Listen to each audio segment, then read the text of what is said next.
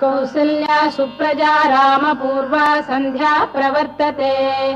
उत्तिष्ठ नरशार्दूल कर्तव्यं दैवमाह्निकम्। कौसल्या सुप्रजा रामपूर्वा सन्ध्या प्रवर्तते। उत्तिष्ठ नरशार्दूल कर्तव्यं दैवमाह्निकम्। उत्तिष्ठोत्तिष्ठ गोविन्द उत्तिष्ठ गरुडध्वज। उत्तिष्ठ कमलाकान्ता त्रैलोक्यं मङ्गलं कुरु। उत्तिष्ठोत्तिष्ठ गोविन्द उत्तिष्ठ गरुडध्वज। उत्तिष्ठ कमलाकान्ता त्रैलोक्यं मङ्गलं कुरु। मातः समस्त जगतां मधुकैटभारेः वक्षो विहारिणि मनोहर दिव्यमूर्ते। श्रीस्वामिनि श्रुत जनप्रियदानशीले श्रीवेङ्कटेश दयिते तव सुप्रभातम्।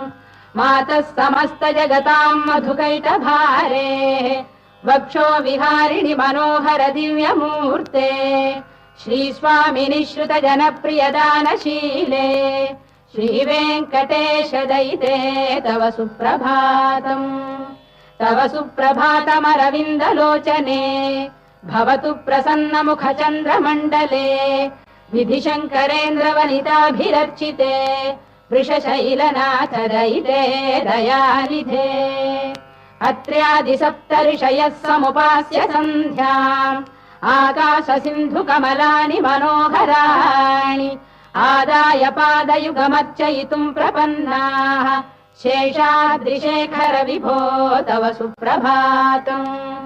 पञ्चाननाब्ज भव षण्मुखवासवाद्याः त्रैविक्रमादिचरितम् विबुधास्तु वन्ति। भाषापतिः पठति वासरशुद्धिमारात् शेषाद्रिशेखर विभो तव सुप्रभातम्। ईषत्प्रफुल्ल सरसीरुहनारिकेल पूगद्रुमादिसुमनोहर पालिकानाम् आवाति मन्दमनिलः सह दिव्यगन्धैः शेषाद्रिशेखर विभो तव सुप्रभातम्। उन्मील्य नेत्रयुगमुत्तम पञ्जरस्थाः पात्रावशिष्ट कदलीफलपायसानि भुक्त्वा सलीलमथ केलिशुकाः पठन्ति शेषाद्रिशेखर विभो तव सुप्रभातम्। तन्त्री प्रगर्ष मधुरस्वनया विपञ्च गायत्यनन्दचरितम् तव नारदोऽपि भाषा समग्रमसहृत्करचार रम्यम् शेषाद्रिशेखर विभो तव सुप्रभातम्। भृङ्गावळी च मकरन्दरसानुविद्ध झङ्कारगीतनिनदैः सह सेवनाय वीर्यात्युपान्त सरसी कमलोदरेभ्यः शेषाद्रिशेखर विभो तव सुप्रभातम्।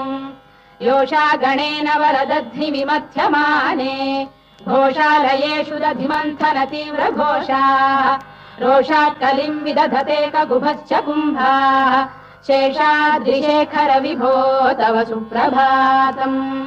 पद्मेश मित्र शतपत्र गतालिवर्गाः हर्तुम् श्रियम् कुवलयस्य निजाङ्गलक्ष्म्या भेरी निनादमिव बिभ्रति तीव्रनादम् शेषाद्रिशेखर विभो तव सुप्रभातम्।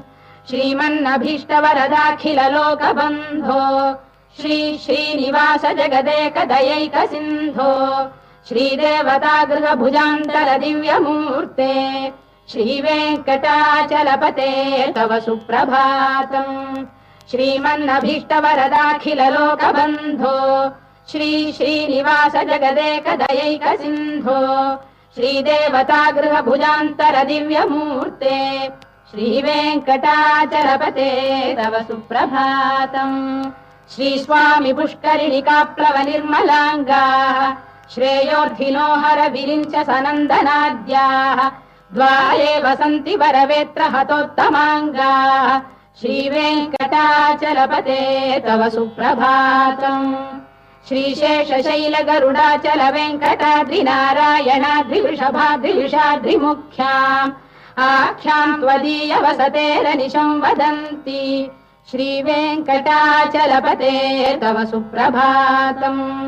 सेवा परा शिव सुरेश कृशानुधर्म रक्षोऽम्बुनाथ पवमान धनाधिनाथाः बद्धाञ्जलि प्रविलसन् निज शीर्षदेशाः श्रीवेङ्कटाचलपते तव सुप्रभातम्।